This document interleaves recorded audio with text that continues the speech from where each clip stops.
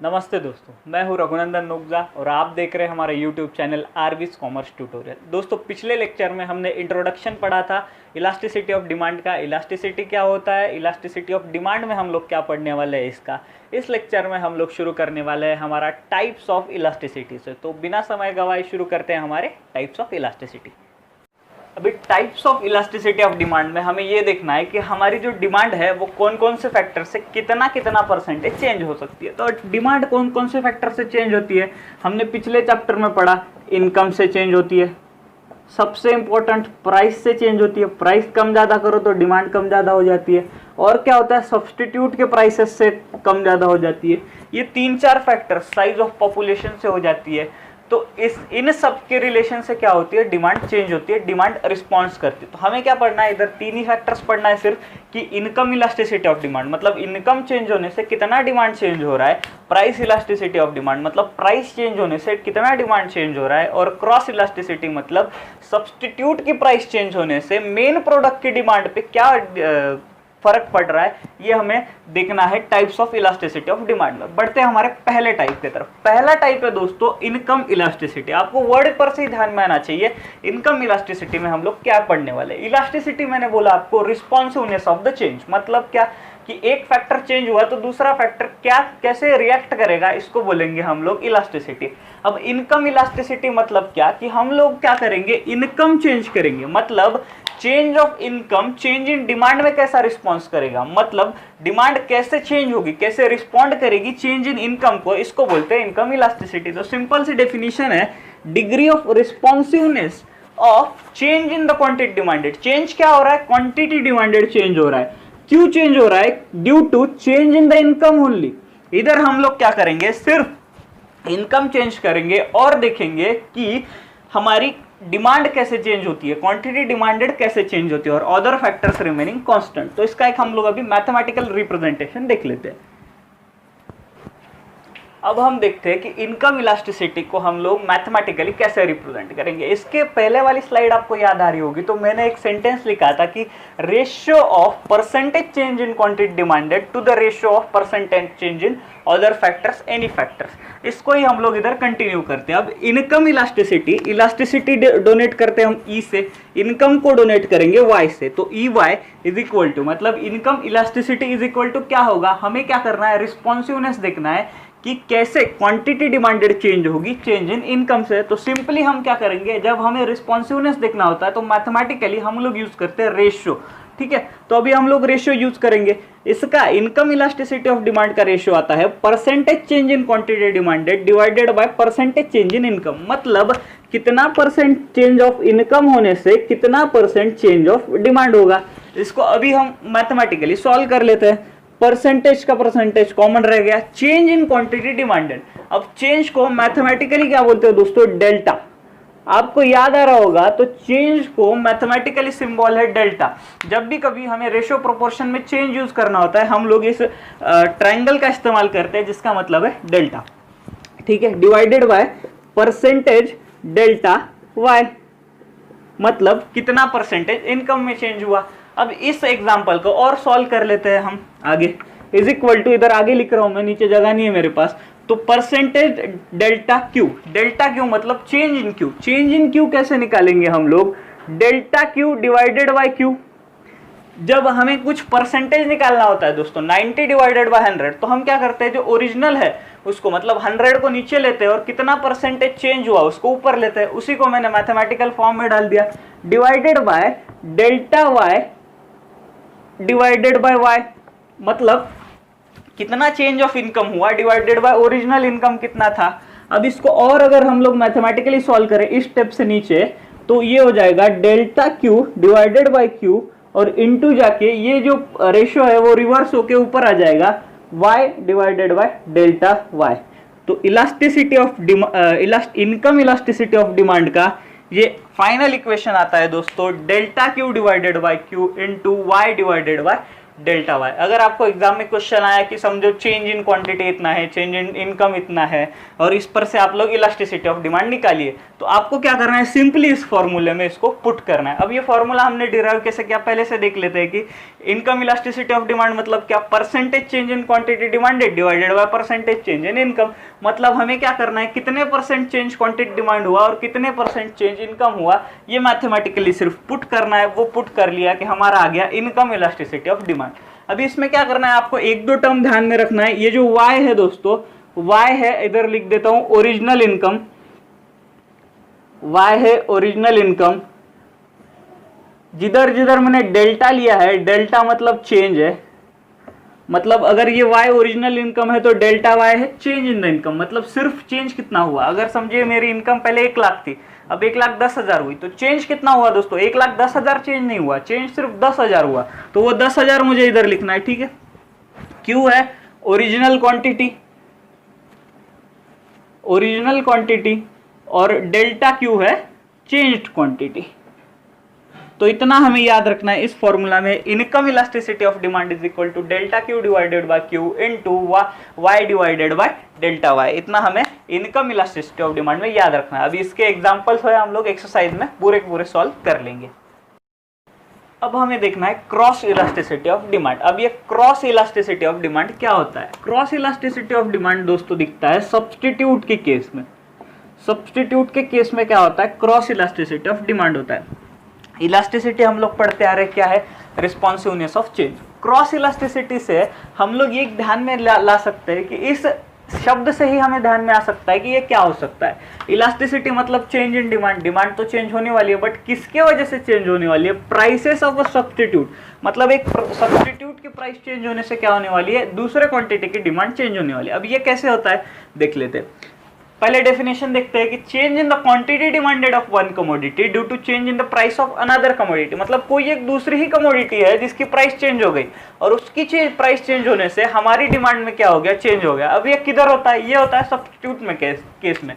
कैसे सब्स्टिट्यूट में के केस में होता है, हमने देखा था example McD versus burger king का, ठीक है। मैकडी वर्सेस बर्गर किंग के एग्जाम्पल में मैकडी ने क्या किया, अपने बर्गर की प्राइस बढ़ा दी, 50 रुपीज से प्राइस कर दी 70 रुपीज 80 रुपीज, ओके। और बर्गर किंग की प्राइस वही है, सेम है, 40 रुपीज है। अब क्या होगा, मैकडी का कंज्यूमर बेस जब ये प्राइस ज्यादा हो गई तो शिफ्ट कर देगा बर्गर किंग के तरफ। इसके लिए प्राइस बढ़ी मैकडी की, बट डिमांड किसकी बढ़ रही है, प्राइस बढ़ी मैकडी की, तो डिमांड मैकडी की कम हुई, और मैकडी का कंज्यूमर बेस कम होके अब जा रहा है बर्गर किंग के तरफ। इसके लिए जब एक कमोडिटी की प्राइस बढ़ती है तो उसके सब्स्टिट्यूट की क्या होती है, डिमांड जो है वो बढ़ जाती है। इसको ही बोलते हैं दोस्तों क्रॉस इलास्टिसिटी ऑफ डिमांड। अब वापस एक बार ये सेंटेंस पढ़ देते हैं। इधर क्या बोल रहे हैं, change in quantity demanded of one commodity, change in quantity demanded of Burger King, one commodity की जगह बर्गर किंग डाल देते हैं, due to change in the price of another commodity, due to change in the price of McD's burger, okay. तो cross elasticity दोस्तों दिखती है हमें सब्स्टिट्यूट के केस में, जिधर ये होता है कि एक गुड्स की प्राइस चेंज होने से कुछ तो अलग दूसरे ही गुड्स की क्या हो जाती है, डिमांड चेंज हो जाती है। अब इसका देखते हैं हम लोग मैथमेटिकल रिप्रेजेंटेशन। अब इसका मैथमेटिकल रिप्रेजेंटेशन है ईसी से। ई मतलब होता है इलास्टिसिटी, सी मतलब होता है क्रॉस इलास्टिसिटी, तो सी से होता है cross elasticity. Cross elasticity of demand is equal to change percentage change in the quantity demanded of A. मतलब क्या हो रहा है, क्वांटिटी किसकी चेंज हो रही है, ए की चेंज हो रही है, ए को पकड़ लेते हैं Burger King, divided by percentage change in the price of B. मतलब क्या हो रहा है, मैकडी की प्राइस चेंज होने की वजह से बर्गर किंग की क्या हो जाती है, डिमांड चेंज हो जाती है। दोस्तों कभी भी एक चीज ध्यान रखिएगा, हम लोग जब इलास्टिसिटी ऑफ डिमांड पढ़ते हैं तब हमें देखना है कि percentage change in quantity demand कैसे होगा दूसरे फैक्टर्स के साथ। इसके लिए कभी भी quantity change in percentage change in quantity demanded ये कभी भी न्यूमरेटर में आएगा, ये कभी भी डिनोमिनेटर में नहीं आ सकता है। इसको अभी हम मैथमेटिकली सॉल्व करते जाएंगे। परसेंटेज वैसे रख देते, चेंज को हमने देखा था delta, delta quantity demanded of A commodity divided by percentage delta price of B commodity. और वापस इसको सॉल्व कर लेते हैं। अब डेल्टा क्यू है, परसेंटेज डेल्टा क्यू ए को हम लोग ऐसे लिख सकते हैं, delta Q A divided by Q A पूरा रेशियो डिवाइडेड बाय, अब परसेंटेज डेल्टा पी बी को हम लोग कैसे लिख सकते हैं, delta price of B divided bye price of B. अब इधर क्यू ए क्या है, क्यू है ओरिजिनल क्वांटिटी ऑफ ए,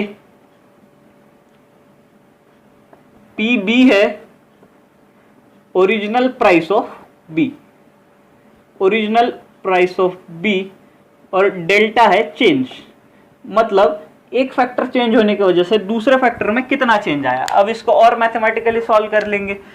इसको हम लोग ऐसा सॉल्व कर सकते हैं, delta Q A divided by Q A into ये रेशियो जाएगा ऊपर रिवर्स होके P B divided by delta P B, मतलब बी कमोडिटी की प्राइस चेंज होने से हमारा क्या हुआ, ए कमोडिटी की डिमांड चेंज हो गई। ये किस में होता है, सब्स्टिट्यूट के केस में।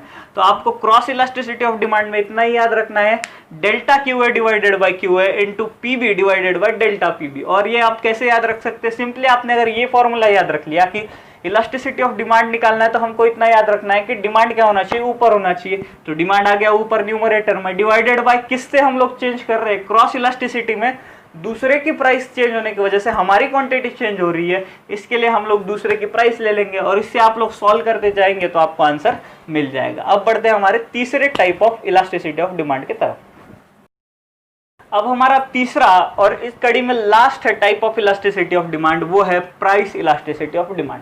अब प्राइस इलास्टिसिटी ऑफ डिमांड, इस नाम पर से आपको क्या समझता है, हमको क्या फाइंड आउट कर रहा है, elasticity of demand with respect to what, with respect to prices. इसके लिए हमें इसमें यह ध्यान में देना है कि परसेंटेज चेंज इन प्राइस होने से हमारी परसेंटेज चेंज इन क्वांटिटी कैसे होगी, ये हमें इसमें देखना है। तो प्राइस इलास्टिसिटी ऑफ डिमांड का सिंपल सा डेफिनेशन है, percentage change in quantity demanded to the percentage change in price.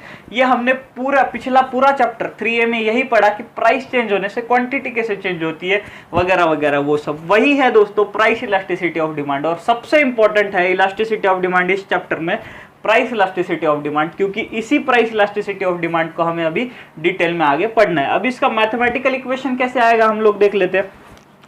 ई मतलब इलास्टिसिटी, डी मतलब demand, elasticity of demand. Price elasticity ये अकेला ऐसा डिटर्मिनेंट है दोस्तों जिसको इलास्टिसिटी ऑफ डिमांड भी बोलते हैं, क्योंकि डिमांड मेनली किसकी वजह से चेंज होता है, प्राइस की वजह से। इसके लिए इसको डिनोट कर ले हम लोग ईडी से, ना कि ईपी से, जैसे हम पहले करते आ रहे थे। अभी हम लोग इसका मैथमेटिकल इक्वेशन देख लेते हैं। ED is equal to percentage change in quantity demanded. पिछले बार मैंने आपको बोला कि अगर आपको इलास्टिसिटी ऑफ डिमांड निकालना है तो चेंज इन क्वांटिटी डिमांडेड कभी भी आपको न्यूमरेटर में रखना पड़ेगा। सेम है percentage change in quantity demanded. उसके बाद नीचे आया है दोस्तों percentage change in price. Percentage change in price क्यों, क्योंकि हमें निकालना है प्राइस इलास्टिसिटी ऑफ डिमांड। जब इनकम इलास्टिसिटी ऑफ डिमांड निकालना था तो हमने परसेंटेज चेंज इन इनकम लिया था। क्रॉस इलास्टिसिटी निकालना था तो percentage change in price of another commodity लिया था। इधर ओनली प्राइस इलास्टिसिटी निकालना है, इसके लिए परसेंटेज चेंज इन प्राइस ले लिया। इसको अभी हम लोग मैथमेटिकली रिप्रेजेंट करते हैं। परसेंटेज का परसेंटेज साइन आ गया, चेंज को मैंने बोला था आपको delta, delta Q divided by percentage delta P. अब ये सेम ही कमोडिटी की प्राइसेस और क्वांटिटी है, इसके लिए हम इधर ए बी वगैरह नहीं लिख रहे। अब इसको और मैथमेटिकली सॉल्व किया जाए तो क्या होगा, परसेंटेज चेंज क्यू मतलब delta Q divided by Q whole divided by delta P divided by P. ठीक है, इसको वापस से और एक बार सॉल्व कर लेते हैं। Delta Q divided by Q into ये रिवर्स होके ऊपर चला आएगा P divided by delta P.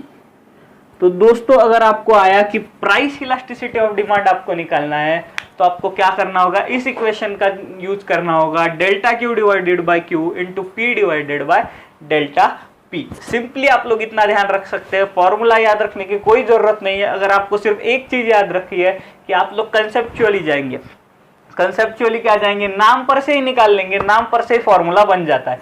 अभी कोई भी दूसरा और ले लो। अब मैं देखूंगा कि पॉपुलेशन इलास्टिसिटी ऑफ डिमांड। अब पॉपुलेशन इलास्टिसिटी ऑफ डिमांड का हम लोग फॉर्मूला कैसे निकालेंगे, सिंपली हमें क्या निकालना है, इलास्टिसिटी ऑफ डिमांड। तो ऊपर क्या आएगा, percentage change in quantity demanded, ठीक है, डिवाइडेड बाय नीचे क्या आएगा, किसके वजह से चेंज हो रहा है, कि इधर चेंज हो रहा था प्राइस की वजह से। मैंने आपको बोला पॉपुलेशन इलास्टिसिटी ऑफ डिमांड, तो आप नीचे क्या लेंगे, परसेंटेज चेंज इन पॉपुलेशन, बस हो गया। अगर आपको इतना फॉर्मूला आ जाए तो उसके आगे का पूरा फॉर्मूला आप लोग मैथमेटिकली डिराइव कर सकते हो। इसके लिए इस फॉर्मूला को याद रखने की कोई भी जरूरत नहीं है दोस्तों, कंसेप्चुअली आप सभी फॉर्मूलेज और कोई नया भी आपको फैक्टर पूछा जाए तो उससे भी आप लोग याद रख सकते हैं। तो ये थे हमारे types of elasticity of demand. अब आगे के लेक्चर में हम लोग क्या करेंगे, प्राइस इलास्टिसिटी ऑफ डिमांड को क्या बहुत ही डिटेल में स्टडी करेंगे। इसके पहले क्या कर लेता हूं, एक बार इलास्टिसिटी का एक रिवीजन कर लेते हैं। इलास्टिसिटी हमने देखा रिस्पॉन्सिवनेस, रिस्पॉन्सिवनेस मतलब एक फैक्टर चेंज होने से दूसरा फैक्टर कितना चेंज होगा, कितना रिएक्ट होगा, मतलब विथ रिस्पेक्ट टू हम लोग लिखते हैं WRT कि एक फैक्टर चेंज होने से विथ दैट रिस्पेक्ट टू दूसरा फैक्टर कैसे चेंज होगा, इसको बोलते हैं इलास्टिसिटी। और इस चैप्टर में हमें पढ़ना है कि डिमांड कैसे चेंज होगी बहुत सारे फैक्टर चेंज करने के बाद। बहुत सारे फैक्टर्स कौन से है, प्राइस है, इनकम है, साइज ऑफ पॉपुलेशन है, सब्सटीट्यूट गुड्स है, टेस्ट हैबिट प्रेफरेंसेस है, एक्सेट्रा एक्सेट्रा। बट हमें इस चैप्टर में अभी के लिए क्या करना है, ज़्यादा डिटेल में क्या पढ़ना है, प्राइस इलास्टिसिटी ऑफ डिमांड मतलब प्राइस के कितने परसेंटेज चेंज होने से कितना परसेंटेज डिमांड चेंज होगा exactly. Thank you so much दोस्तों। आगे के लेक्चर में हम लोग कंटिन्यू करेंगे प्राइस इलास्टिसिटी ऑफ डिमांड से।